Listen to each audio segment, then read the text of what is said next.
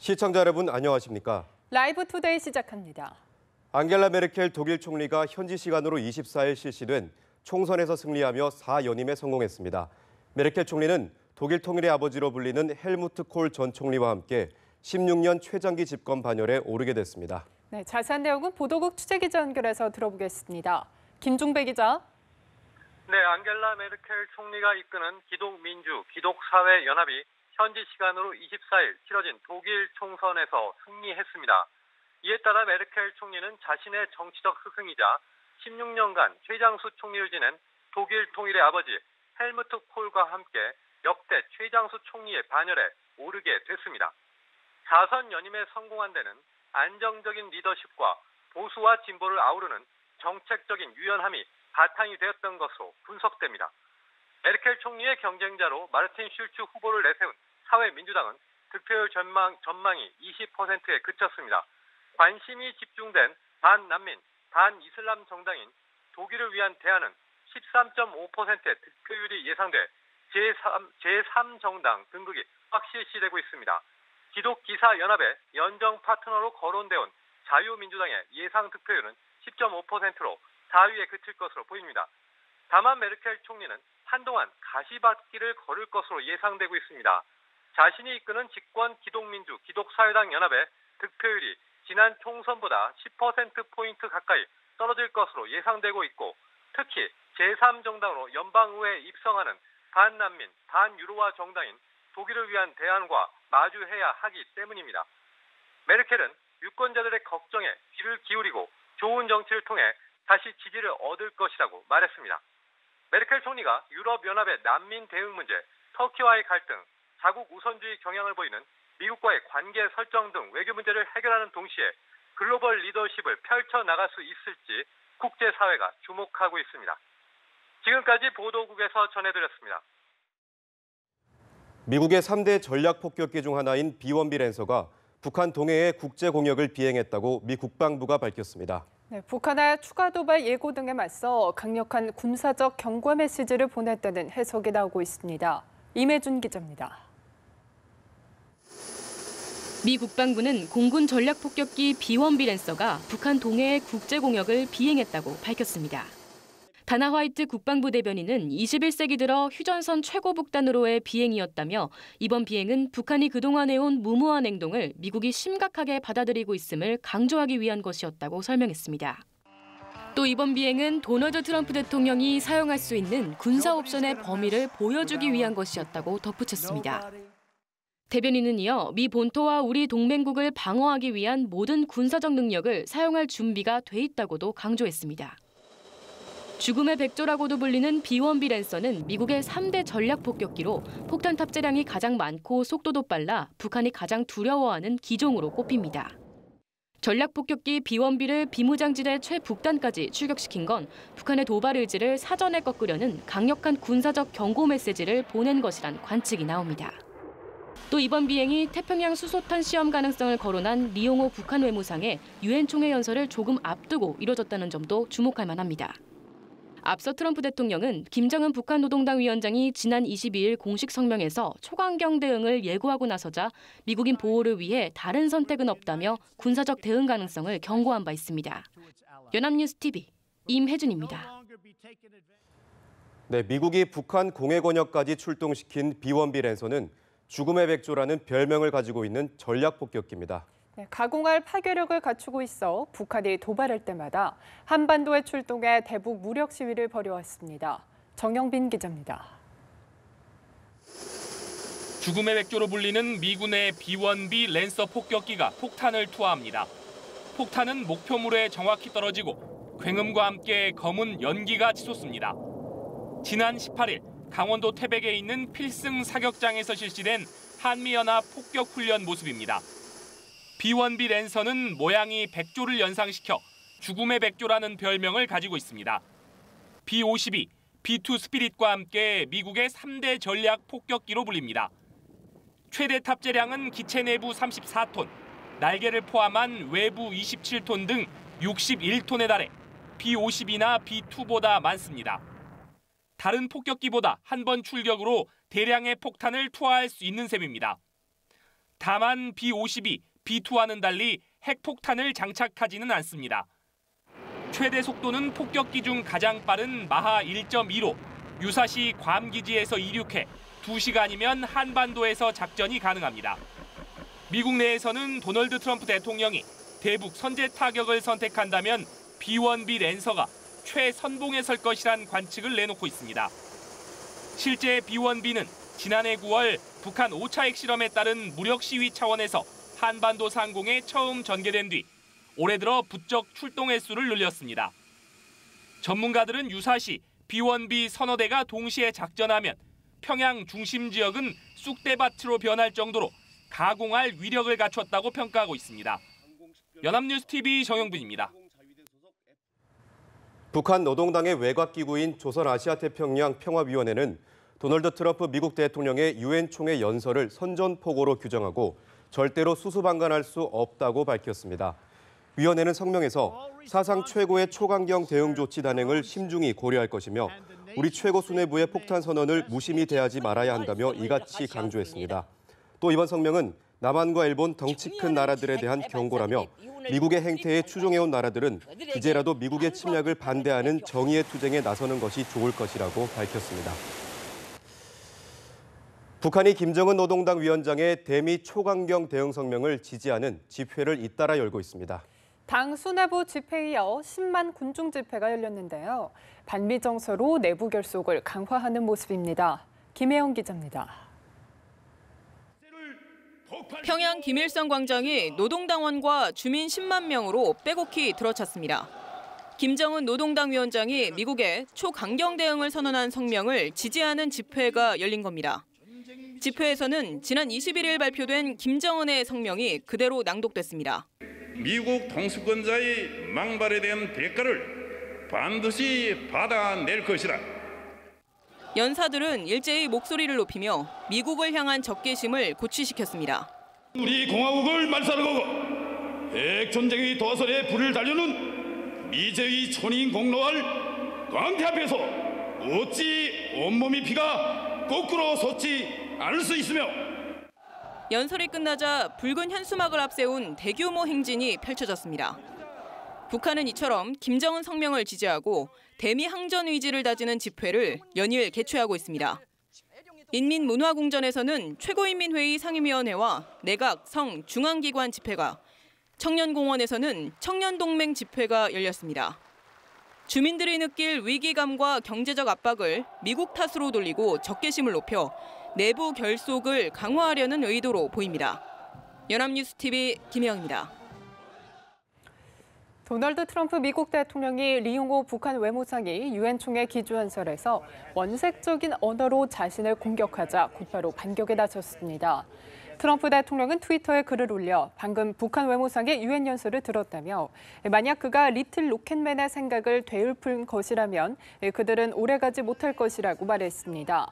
앞서 리 외무상은 유엔 총회 연설에서 트럼프 대통령에 대해 과대망상이 겹친 정신 이상자, 미국인들에게마저 고통만을 불러오는 최고 통사령관이라고 지칭하며 비난했습니다. 스티븐 무누신 미국 재무장관이 도널드 트럼프 미국 대통령은 북한과의 핵전쟁을 원치 않는다고 밝혔습니다. 무누신 장관은 미 ABC 방송 프로그램에 출연해 대통령은 핵전쟁에 참여하고 싶어 하지 않는다며 우리는 그것이 일어나지 않게 하려고 우리가 할 수 있는 모든 것을 할 것이라고 말했습니다. 이어 대통령은 모든 옵션이 테이블 위에 있다고 말해왔다며 대통령은 제공된 많은 대안이 있으며 북한 도발 때 결정을 내릴 것이라고 덧붙였습니다. 미국인 3명 중 2명은 북한에 대한 미국의 선제 타격에 반대하는 것으로 나타났습니다. 워싱턴 포스트와 ABC 뉴스가 최근 미국 성인 1000여 명을 대상으로 한 여론조사에서 미국이 먼저 북한을 공격해야 한다는 응답 비율은 23%에 그쳤습니다. 응답자의 67%는 북한이 먼저 미국이나 동맹국을 공격할 경우에 한해서만 미국이 군사적 행동에 나서야 한다고 답했습니다. 미국이 먼저 북한에 대한 군사 공격을 감행하면 더 큰 전쟁을 일으킬 위험이 있다고 우려하는 응답은 82%에 달했습니다. 헌재 소장과 대법원장 인사청문 과정에서 지옥과 천당을 오간 청와대와 여당이 야당과의 협치에 속도를 내고 있습니다. 특히 문재인 대통령과 여야 대표 간 추석 전 회동은 협치의 향방을 가를 시금석이 될 것으로 보이는데요. 이준삼 기자입니다.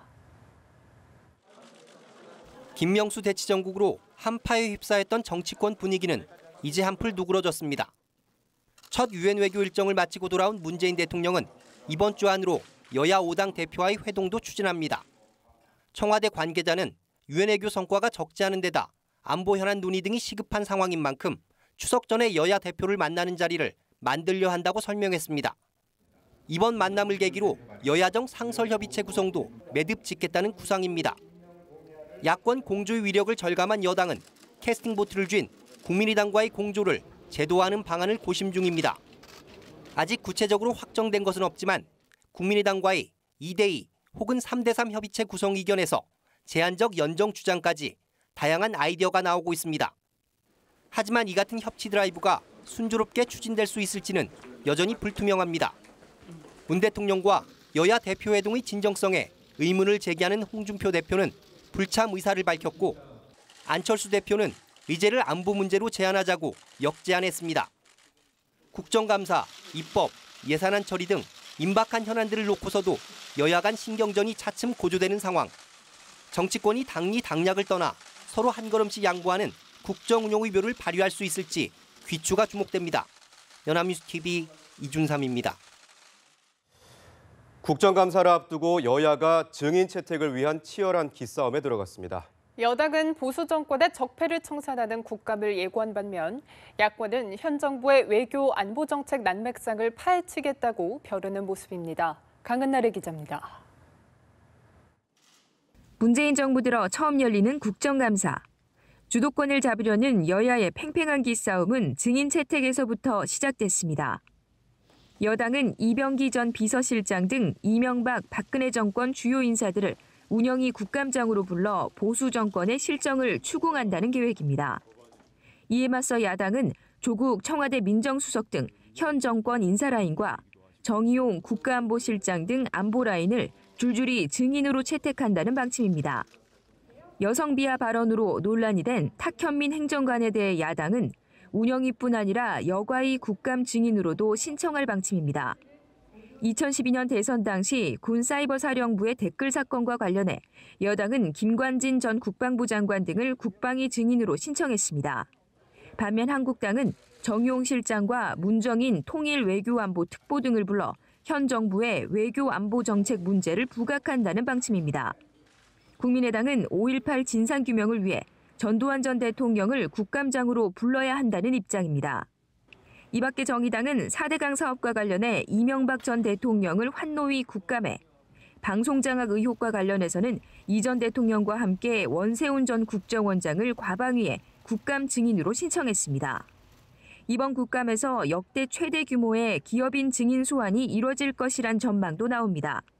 이른바 디젤 게이트와 사드 보복, 면세점 선정 비리 의혹, 생리대 논란 등과 관련해 여야의 증인 신청이 줄을 잇고 있습니다.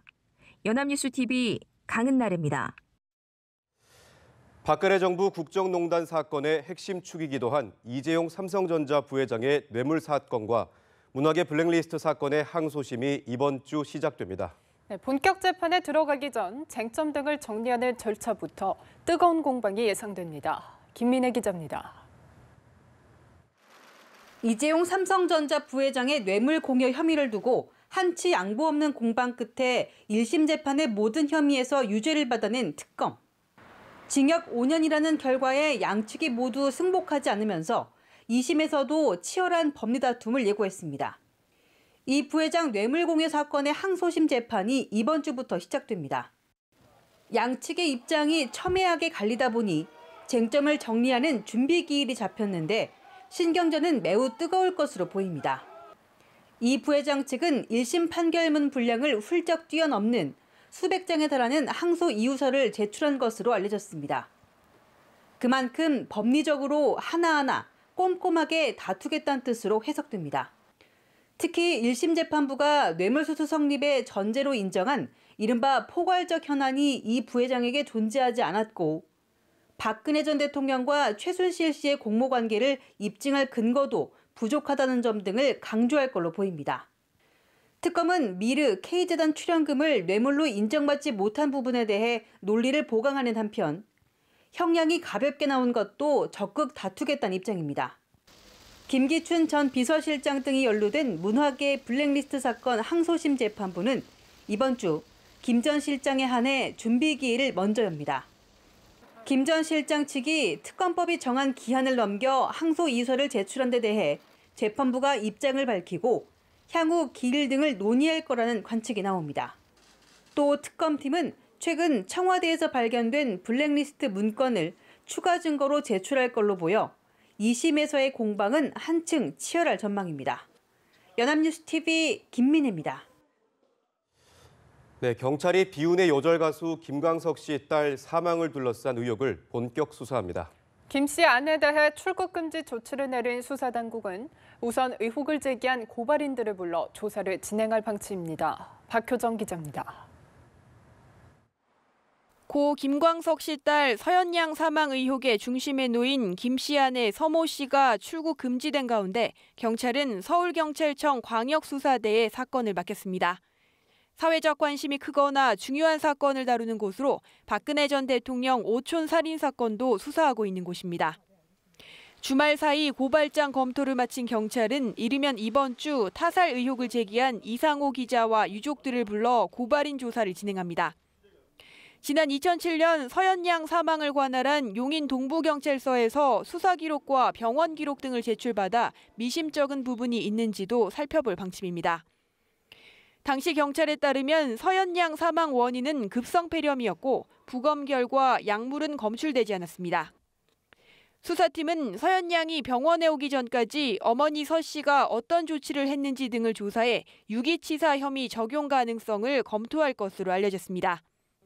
김 씨 유족과 저작권 소송에서 이기기 위해 딸의 사망 사실을 숨기는 등 소송 사기 의혹도 들여다볼 계획입니다.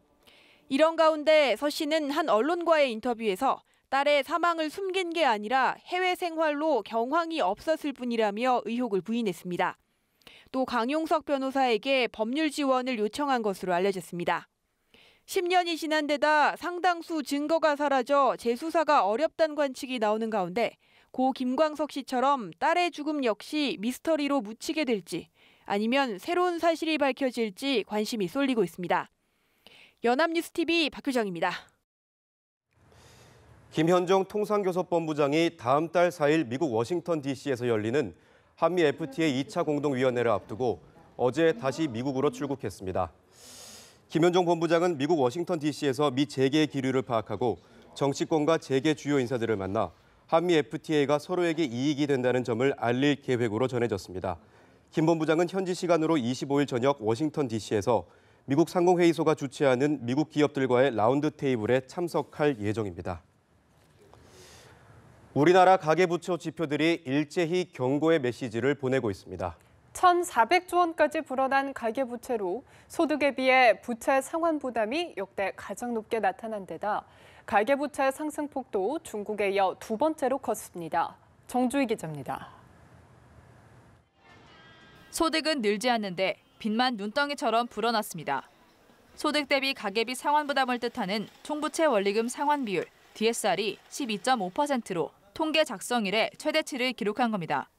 국내 총생산 GDP 대비 가계부채 규모도 1년 새 4.6%포인트 늘어나 93%에 이르렀습니다. 가계부채 크기가 국가 전체 경제 규모에 맞먹는 겁니다. 또 43개국 가운데 중국에 이어 두 번째로 큰 상승폭이었습니다. 가계가 빚을 내 마련한 자금은 대부분이 집을 사는 데 쓰였습니다. 2분기 은행의 가계대출 잔액은 630조 원이었는데 이중 주택담보대출이 450조 원으로 70%를 차지한 겁니다. 정부가 파리 부동산 대책으로 주택담보대출을 재며 부동산 시장 과열과 가계부채 억제 모두 잡기에 나섰지만 신용대출, 사업자대출 같은 우회대출로 풍선 효과도 나타나고 있습니다. 정부는 소득보다 빠른 가계부채 증가를 차단하기 위한 가계부채 종합대책을 마련해 추석 이후에 발표할 계획입니다. 소득이 늘어나는 속도 이내에서 억제될 수 있다면 그건 좀 바람직하다 이렇게 봅니다. 정부에서도 가계부채 증가 속도를 좀 줄여서 다양한 대책을 좀 내놓고 있는데 다만 가계부채를 급격하게 축소시킬 경우 실물 경제에 부담을 줄 수 있기 때문에 중장기적 연착륙을 유도한다는 방침입니다. 연합뉴스TV 정주입니다. 오늘은 오전까지 먼지 낀 안개가 나타나겠고 오후에는 맑은 가운데 30도 안팎의 늦더위가 나타나겠습니다. 네, 자세한 날씨는 기상캐스터 연결해서 알아보겠습니다. 김지은 캐스터. 네, 주말에 이어 오늘도 뿌연 하늘을 보이고 있어서 일어나자마자 미세먼지부터 확인하게 되시죠.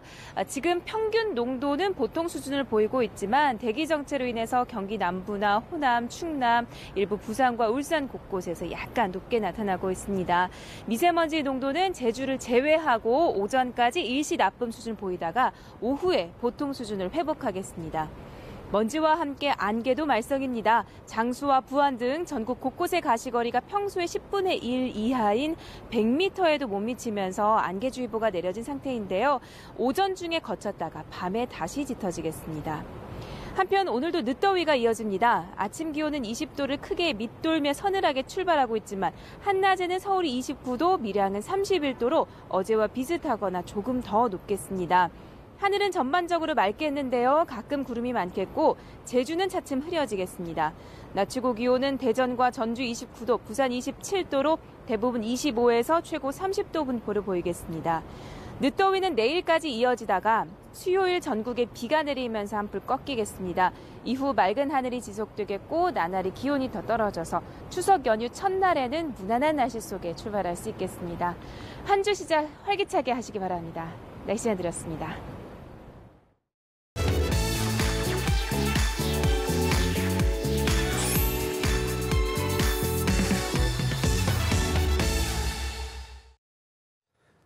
지난 23일 오후 북한에서 규모 3.2의 지진이 발생하기 약 4시간 전에도 같은 지점에서 흔들림이 있었던 것으로 뒤늦게 밝혀졌습니다.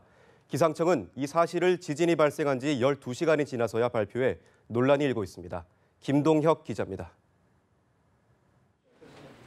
북한에서 발생하는 지진에 대해 기상청이 재빠르게 대응하지 못하는 것 아니냐는 지적이 나옵니다. 지난 23일 북한에서 발생한 지진이 당초 발표와 달리 2차례였던 데다 통보가 늦었고 위치도 크게 바뀌었기 때문입니다. 북한에서 지진이 발생한 시각은 오후 5시 29분. 기상청은 발생 1시간 뒤 함경북도 길주군 일대에서 규모 3.0의 지진이 일어났다고 밝혔습니다. 이후 4시간의 정밀 분석을 거쳐 규모는 3.2로 상향, 발생 위치도 6차 핵실험 인근 지역으로 크게 수정됐습니다. 6차 핵실험의 여파가 지각에 아직 남아있을 수 있다는 분석이 뒤늦게 가능해진 겁니다. 또 24일 새벽 2시 무렵에는 규모 2.6의 지진이 먼저 있었다는 새로운 사실을 파악해 공개했는데 지진 발생 12시간 만입니다. 기상청은 다른 나라 분석 결과를 더하고 정밀도를 높이다 보니 늦어졌다고 해명합니다. 이제 다른 나라에서 들어오는 관측망을 같이 활용을 했고요. 그렇게 되면은 이제 위치가 좀 틀어진 거죠. 기상청 입장에서도 한 관측소만 가지고 이쯤에 있었다라고 발표하는 거는 굉장히 쉽게 발표할 수가 있어요. 우리나라 같은 경우에 위치와 규모까지 같이 발표를 해야 되는 상황이죠. 기상청은 지난 3일 북한의 6차 핵실험 당시 2차로 발생한 함몰 지진을 이틀이 지나서야 발표해 늑장 논란이 일기도 했습니다. 한편 중국 국가지진국은 북한 지진이 규모 3.4이며 폭발에 의한 것으로 의심된다고 발표했다가 자연지진 성격이라고 입장을 수정했습니다. 연합뉴스TV 김동혁입니다. 핵실험 금지 감시기구인 포괄적 핵실험 금지 조약기구는 이번 지진에 대해 지난 3일 북한이 실시한 6차 핵실험의 여파에 따른 지진인 것 같다고 밝혔습니다. 라시나 제르보 사무총장은 북한 지진에 대해 6차 핵실험이 아직도 영향을 미치고 있을 수 있다고 말했습니다. 앞서 북한은 지난 3일 6차 핵실험을 실시했으며 당시 실험은 지금까지 실시됐던 북한의 핵실험 가운데 가장 강력한 것으로 평가됩니다. 노무현 전 대통령의 서거 배경에 대한 자유한국당 정진석 의원의 발언을 둘러싼 논란이 계속 이어지고 있습니다. 더불어민주당이 법적 대응을 기정사실화한 데 이어 국민의당과 바른정당은 구태 정치라며 양측을 싸잡아 비판했는데요. 팽재용 기자입니다. 정진석 의원은 노 전 대통령의 서거와 관련된 자신의 SNS 글에 대해 유감을 표명했지만 더불어민주당은 냉랭한 반응을 유지하고 있습니다. 강력한 법적 대응 방침도 거듭 시사했습니다. 고 노무현 대통령을 정치적으로 이용하려는 불순하고 치졸한 행태는 반드시 역사적, 법적 단죄를 받아야 할 것입니다. 전해철, 민병두 등 민주당 의원들의 비판글도 연일 이어지는 가운데 노 전 대통령 유족들은 고인에 대한 명예훼손 혐의로 고소장을 내기로 한 것으로 알려졌습니다. 국민의당과 바른정당은 민주당과 한국당을 싸잡아 과거 회기 구태정치라고 비판하며 관련 공방에 가세하고 나섰습니다. 민생은 도외시하고 적대적 기득권 공생관계 복원을 노리는 편가르기 구태정치의 전형입니다. 부디 역지사지하고 자중자애하기 바랍니다.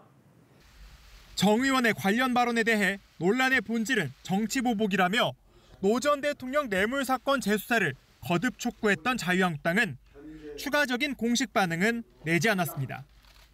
여당과 정부의 적폐청산 작업이 본격화하는 가운데 발생한 이번 논란이 향후 국회 정국에도 새로운 변수로 작용할 수 있다는 분석이 나옵니다.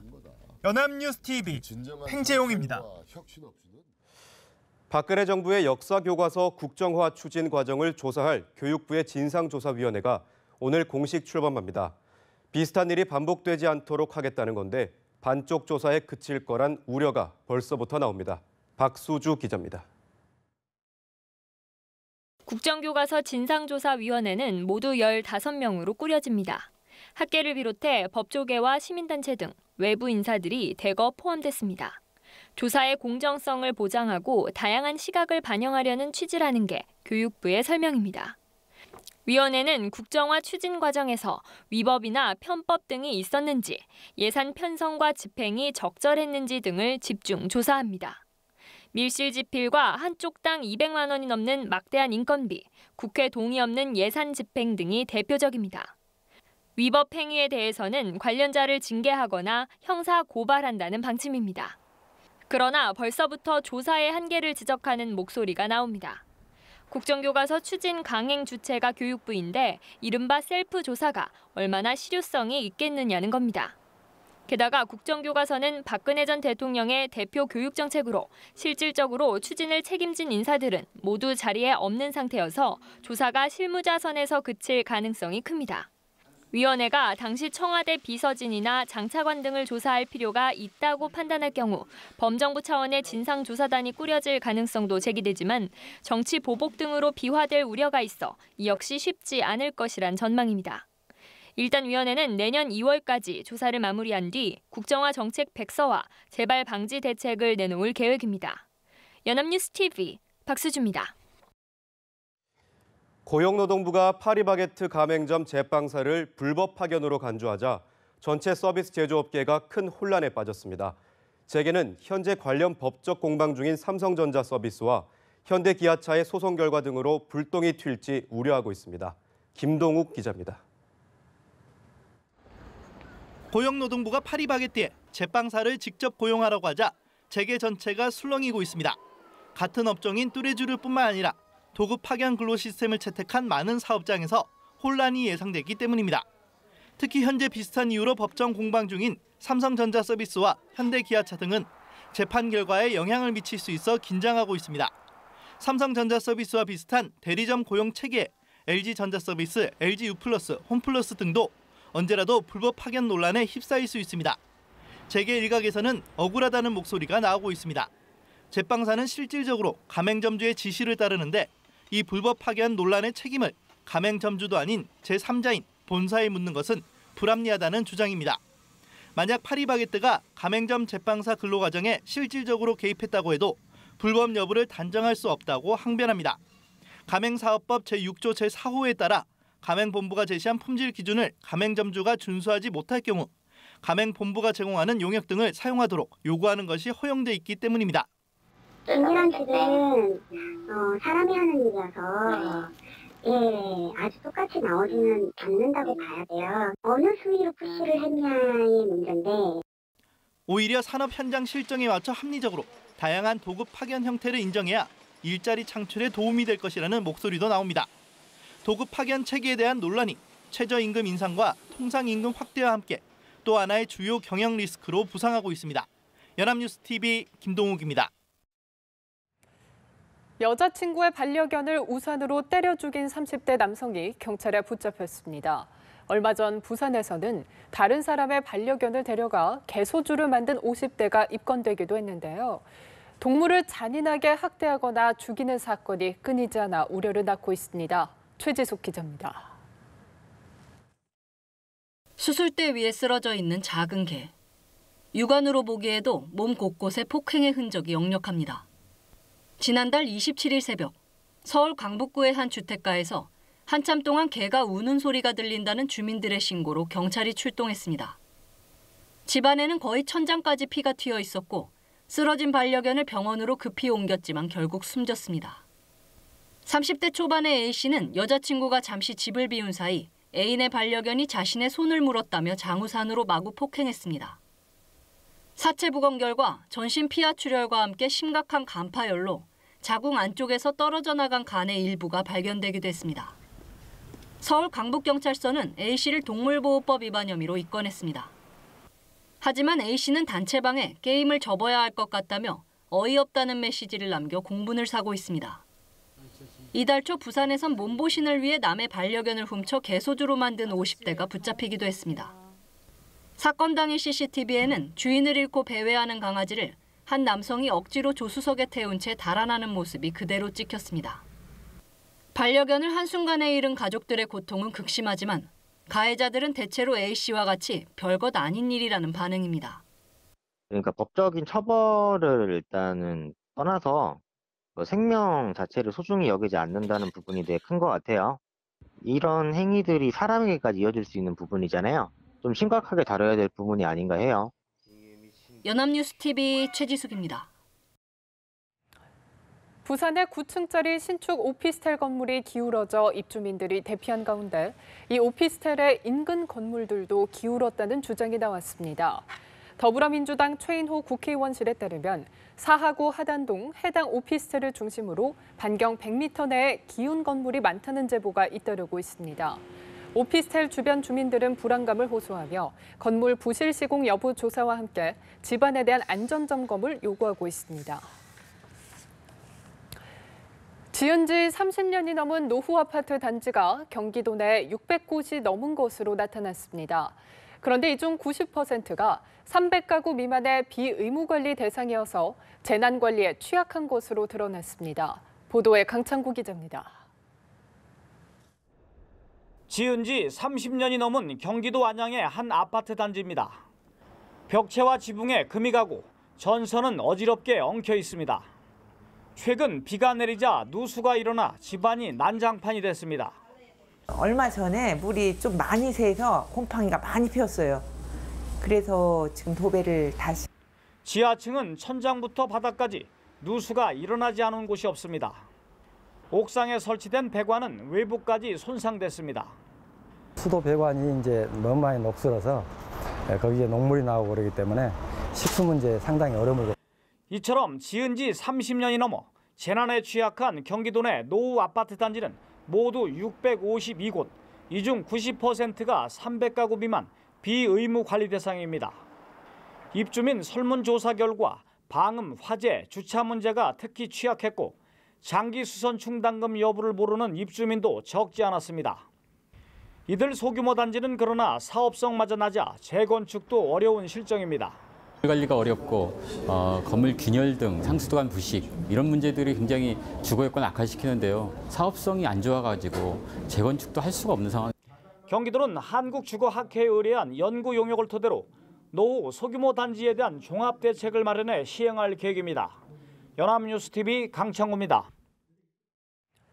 공정거래위원회는 학교 영양사들에게 상품권 등을 제공한 풀무원의 식자재 유통결사 푸드머스와 10개 가맹사업자, CJ 프레시웨이에 시정명령을 내리고 푸드머스에는 과징금 3억 원을 부과한다고 밝혔습니다.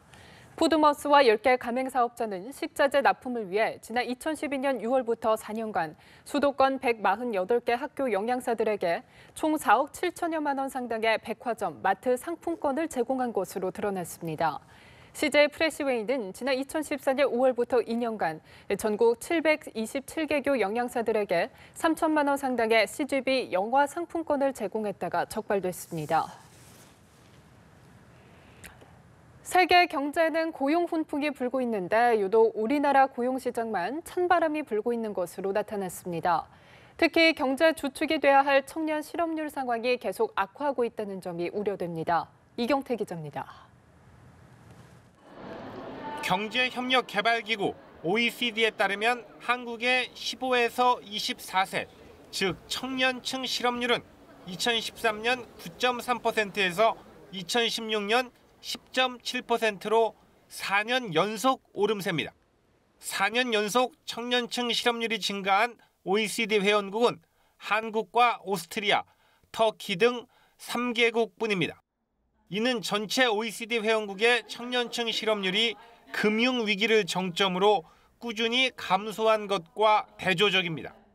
2010년 16.7%였던 OECD 평균 청년층 실업률은 매년 줄어 지난해 13.0%까지 낮아졌습니다. 특히 이웃나라 일본은 지난해 5.2%를 기록하며 10년 만에 절반 수준으로 떨어졌습니다. 유럽연합도 지난해 18.7%로 2008년 이후 가장 낮았습니다. 그러나 한국의 청년층 구직난은 오히려 금융위기 시절을 훌쩍 뛰어넘고 있습니다.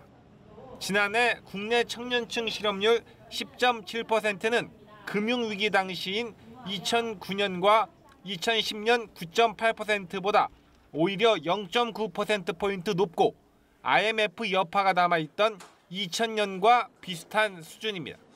전문가들은 정부가 다음 달 발표할 일자리 창출 5년 로드맵에 다양한 해법이 담길 것으로 기대하면서도 구조적 문제인 만큼 단기간 이를 해결하기는 어려울 것으로 전망하고 있습니다. 연합뉴스TV 이경태입니다. 현대 미포조선노사가 일감 부족에 따른 조선 위기를 극복하기 위해 순환 유급휴직에 합의했습니다. 휴직은 물량 부족이 심각해지는 오는 10월 16일부터 내년 6월 말까지며 유휴 인력이 발생하는 부서와 직종에 한정해서 실시합니다. 현대사무중공업, 현대중공업에 이어 현대미포조선도 휴직에 들어가면서 현대중공업그룹 조선 3사가 모두 휴직을 시행하게 됐습니다. 추석을 앞둔 전통시장은 대목인데도 손님이 많지 않아 울상입니다. 물가가 오른 데다 김영란법의 영향까지 겹쳤기 때문인데요. 그래도 대형마트보다는 가격이 훨씬 저렴하다 보니 전통시장을 찾는 사람들도 있었습니다. 김보윤 기자입니다. 추석을 앞두고 전통시장은 손님 맞을 준비가 한창입니다. 상인들의 바쁜 손길과 달리 시장에는 손님이 별로 보이질 않습니다. 최근 채소값 등을 중심으로 물가가 폭등한 데다 김영란법 영향까지 있어 사람들이 선뜻 지갑을 열지 못하고 있는 겁니다. 9월 28일이면 김영란법이 시행된 지 1년이 되는 날입니다. 전통시장을 비롯한 유통시장이 굉장히 어렵습니다. 게다가 추석 상차림을 준비하는 사람들의 절반은 대형마트로 향하다 보니 전통시장 상인들은 명절 대목에도 웃을 수만은 없습니다. 하지만 근처에 대형마트를 두고도 명절 때면 일부러 전통시장을 찾는다는 사람들도 적지 않았습니다. 암만 해도 싱싱한 거 고를 수 있고 싸게 살 수도 있고 깎을 수도 있고 그래서 옵니다. 부치기 정도, 생선, 나물, 김치 종류 다 그런 거 사죠. 농수산식품공사에 따르면 전통시장을 이용하면 대형마트를 이용하는 것보다 추석 상차림 비용을 18% 아낄 수 있습니다. 이렇다 보니 여전히 주로 전통시장에서 상차림을 준비한다는 사람들도 40%에 가까웠습니다.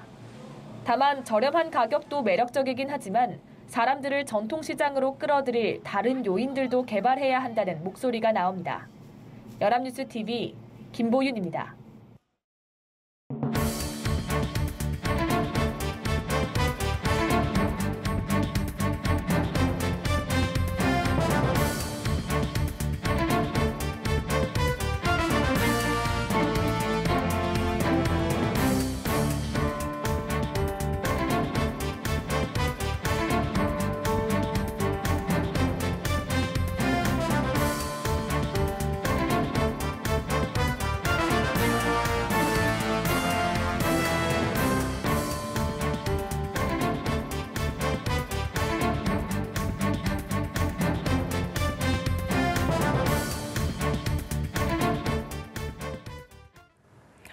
하루의 주 일정을 미리 살펴보는 보도국 AMPM입니다. 9월 25일 월요일 오늘의 주 일정 함께 보시죠. 오늘 0시를 기해 공식 임기가 시작된 김명수 대법원장이 문재인 대통령으로부터 임명장을 받는데요. 취임식은 내일 오후에 대법원에서 열립니다. 김명수 대법원장은 취임 이후 전관예우 근절, 대법원장 권한 분산 등 사법부 신뢰를 훼손하는 문제들을 우선 해결할 것으로 보입니다. 더불어 사법부 블랙리스트 의혹 등으로 불거진 사법부 내부 갈등 봉합도 주요 과제로 꼽힙니다. 김 대법원장은 법원이 당면하고 있는 과제가 적지 않지만 슬기롭게 헤쳐나가 반드시 국민을 위한 사법부를 만들겠다며 사법개혁의 의지를 다졌습니다. 3박 5일간의 미국 뉴욕 방문 일정을 마치고 귀국해 어제 국간부 회의를 소집했던 문재인 대통령이 수석 보좌관 회의를 합니다. 문 대통령은 모두 발언에서 유엔 총회 참석 등 방미 일정에 대한 소회와 함께 대국회 협치를 언급할 것으로 보이는데요. 아울러 오는 30일부터 긴 추석 연휴가 시작되는 만큼 그 전에 여야 5당 대표 회동을 적극 추진하고 여야정 상설 국정협의체 구성을 주요 내용으로 하는 협치 구상에 박차를 가할 계획입니다. 검찰이 이명박 정부 시절 국정원의 블랙리스트를 통한 방송장악 의혹에 대해 본격 수사에 착수했습니다. 서울중앙지검은 4대강 의혹 보도를 준비하다가 비제작 부서로 발령난 뒤 해고된 당시 MBC PD수첩 제작진을 참고인으로 불러 조사하는데요. 먼저 오늘 오후 3시에는 지난 2012년 PD수첩에서 해고됐던 정재홍 전 작가를 소환 조사하고 최승호 전 MBC PD는 내일 조사를 할 계획입니다. 이명박 정부 시절 방송사 블랙리스트 의혹과 관련해 관계자들이 조사를 받으러 나온 건 이번이 처음입니다. 오늘 주목할 일정은 여기까지입니다. 지금까지 보도국 AMPM이었습니다. 도널드 트럼프 미국 대통령은 북한과 함께 이란을 불량 국가로 지목했습니다. 미국이 이란을 핵 합의안을 파기할 수 있다는 가능성도 커지고 있는데요. 이란의 대응도 강경해지면서 긴장이 고조하고 있습니다. 테헤란에서 강훈상 특파원입니다. 지난 19일 미국 뉴욕에서 열린 유엔 총회. 도널드 트럼프 미국 대통령이 이란 핵 협상을 맹비난합니다. The Iran deal was one of the worst and most one-sided transactions the United States has ever entered into. Frankly, that deal is an embarrassment to the United States. 트럼프 대통령은 지난해 대선 운동 때부터 이란 핵 합의를 파기하겠다고 위협했습니다. 직접 당사자인 이란은 핵 합의가 국제사회가 약속한 다자간 합의인 만큼 미국이 이를 파기해도 지키겠다는 입장이었습니다. 그러나 최근 탈퇴 가능성을 언급하기 시작했습니다. 핵협상의 주역 중 한 명인 자리프 이란 외무장관은 미국 언론과 인터뷰에서 미국이 핵 합의안을 어기면 이란은 탈퇴를 포함한 많은 선택이 있다고 말했습니다. 하산 로하니 이란 대통령 역시 미국 방송과 인터뷰에서 미국이 핵 합의를 파기하면 이란도 더는 이를 지키지 않고 새로운 길을 추구하겠다고 경고했습니다. 이란은 그러면서 23일 미국의 제재에도 아랑곳하지 않고 신형 탄도미사일을 시험 발사하는 장면을 공개했습니다. 트럼프의 당선과 함께 예고된 양국의 충돌이 거친 설전으로 끝날지 제2의 이란 핵 위기로 치달을지에 전 세계가 이목을 집중하고 있습니다. 테헤란에서 연합뉴스 강훈상입니다. 이상으로 라이브 투데이 마칩니다. 함께해 주신 여러분 고맙습니다.